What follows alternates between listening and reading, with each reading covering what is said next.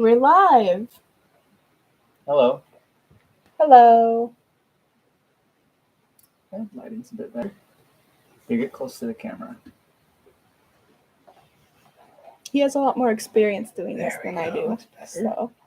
So, It's adjusting based on our faces. yeah. Well, we have a lot of good conversations, and my husband, thank the Lord, I'm blessed with a Christian husband. What greater blessing than I have a husband who prays with me and who tries to live a holy life with me.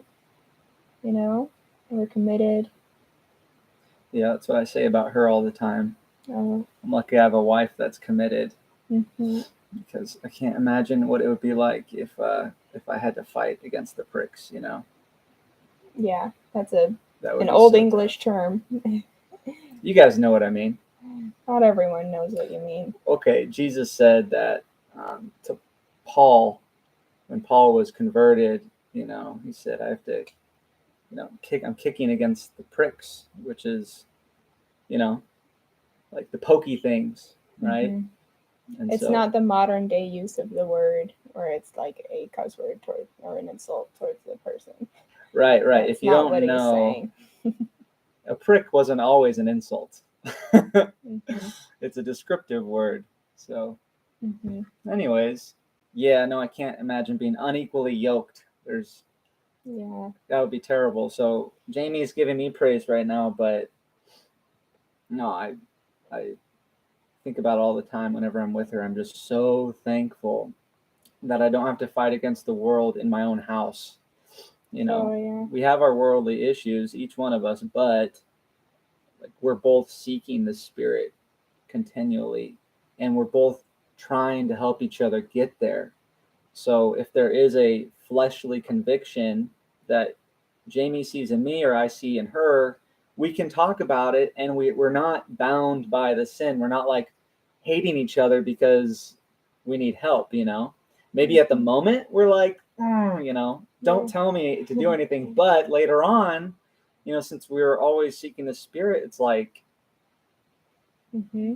we can always come back to each other and say, I'm sorry, or thank you, or whatever. Or right now, we're just showing appreciation to each other right now. Yeah. Another thing that's been coming up for me a lot is encouragement. Mm-hmm. Just seeing you read your Bible is encouraging. Right. And me, I have started up, I did this last year and this year again, we have a women's group. Don't put it back because they can hear that. Oh, there's a women's group, and that allows me to free up time for him to do his men's group. And then I think that's huge. I think there's a synergy there where we're encouraging each other to have that outreach, and we're not just reaching out to other people, but we're having fellowship. It's a mutual fellowship with other people. So we have encouragement, Right. and also, we have to fight wars within ourselves too. Like if there's something that I have been made aware of, like, I need to dress more modestly, or I need to, I've cussed or something like that. Like, he can point that out to me, and I can talk to him about that and kind of work through it and ask him, like, is this too revealing? Or, we can talk about how to work on not cussing and things like that. So, I don't have to try to break Jamie free of issues, That would be so, I just can't imagine. I can't imagine yeah. Or even just convince me that an issue is an issue. Like, right. With drinking, that's one thing. I have always been very against drinking just because I saw, as I was growing up, people affected so badly by alcoholism and being addicted to it. And I knew I never wanted to drink. And so I never developed a problem with it. And I was willing to sacrifice, going to parties or looking weird at parties because I didn't drink. And this is even before I became a Christian. I just knew I didn't want anything to do with drinking. But John loved to party. I like to party. He loved to party. Yeah. I still like to party, but not like that. We've been together for about 10 years now, and it took time because I was always tolerant of other people drinking because, whatever. But when he became my husband, and even when he was just my boyfriend and my fiance, we were engaged for a really long time, I started realizing um, more and more we kept taking steps closer to not drinking at all. Like at first, I said, "Well, I don't want you to get blacked out drunk when you're um, out partying in another state with your guy friends," because I didn't know that getting blacked out was even a thing. But you don't know what you're doing when you're blacked out, so you don't even know if you cheated on me or something like that. Right. I didn't know that even existed as a phenomenon. Yeah, Jamie is so naive to the party scene. Yeah, she doesn't know what being blacked out is. Here, yeah, let's scoot you like this. The lighting looks a lot better when you're closer. There we go. Yeah. Yeah, she didn't know what blacked out was, and then her dad talked to her one day, and I don't know what she said. He said, "Well, he shouldn't be out drinking with his friends when you're not there." I said, "Why? I'm giving him every chance to fail before we get married.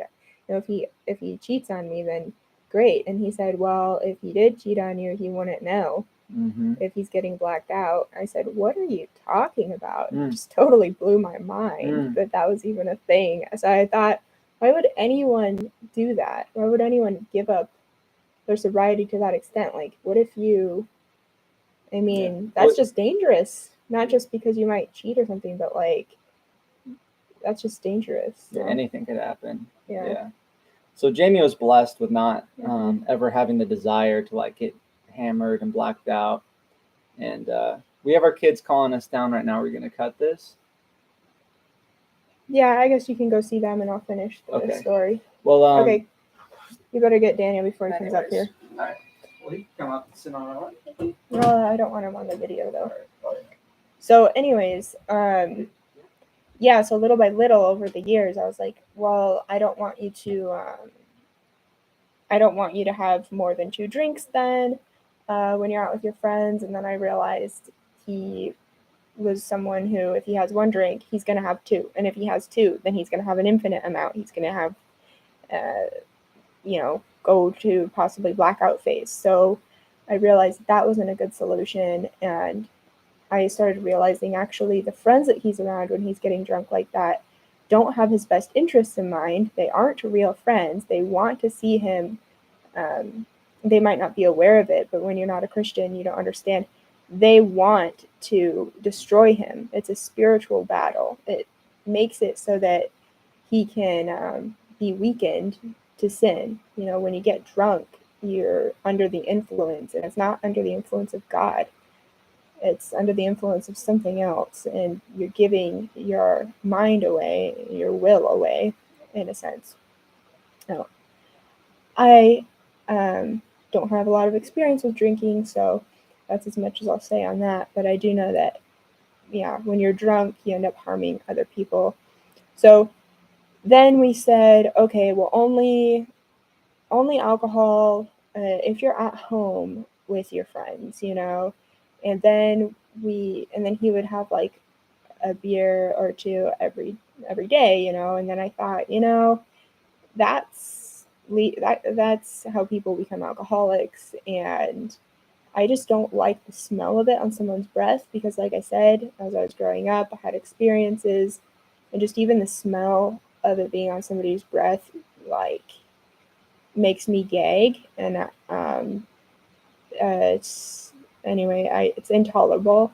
It's intolerable to me, and so I ultimately we just decided no drinking, and we weren't Christians when we started phasing out alcohol, but it became a lot easier when we did become Christians because I was able to point out to him there's really no place for alcohol for us because he's in the Bible, you're allowed to drink alcohol, but you're not allowed to get drunk.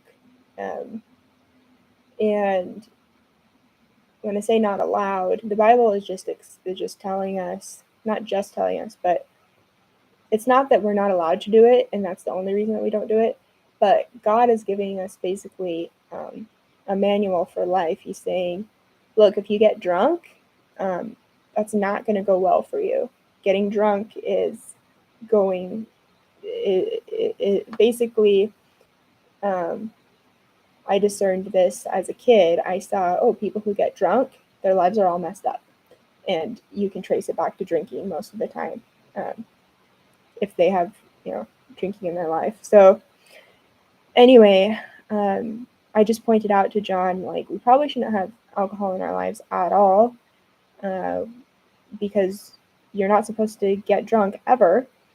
And he tends to do that thing where if he has one, then he's going to have two. But by the time he has two, he's influenced enough where he's going to have a lot more than two. And so it's just best to keep it out of the house. And there's no need to do that. There's no need to have a beer every day and become accustomed to that. So I guess this video has been about phasing out drinking. And so, yeah, I definitely encourage people to get rid of drinking and be strong when people might judge you. I didn't care, I mean, I definitely cared when I went to parties and things, and people would be like offended that I didn't drink. People would be hateful. They would say, well, I don't trust somebody who doesn't drink. And it's like, we're at a party. Like, this isn't, it's like a hazing right or something. It's like you have to be a little bit drunk if you're here. And I think it's because they don't all want to act, drunk or silly in front of, somebody who's sober who might be judging them. So, but you need to live a holy life and live by example, and you choose what God thinks over what people think. And it's really had a great positive impact because I was able to pull John out of the alcohol scene, and that pulled him out of a lot of other sins, and especially lust. And then it also showed other people by example that this is a better way of life. And so other people have also been influenced to pull back. And, I just know from my own family history, people who are born out of wedlock, when they were conceived, both parties were drunk. So drunkenness leads to having children out of wedlock who don't have stable homes growing up. And that there are so many ripple effects when people have drunkenness, just one sin that they don't eradicate from their life, just one sin that they say, well, getting drunk isn't so bad. Well, it is. It can lead to creating human life, and it can lead to children being abused badly and lead to all kinds of abuse and, the darkest consequences that I don't need to explain, because I think that if you just open your eyes and look around, you'll see some of the worst things that have happened in your life or others. You can trace it back to, well, was somebody drunk? Did alcohol play any part in this? Because more than likely it did. So, alrighty, that was my first interview live stream. I'll try another one soon. Tell me if you like it or if you have any feedback for me, because I'd really like to improve. I'm getting a new camera soon, so that will really help. These are just practice rounds. All right, thank you.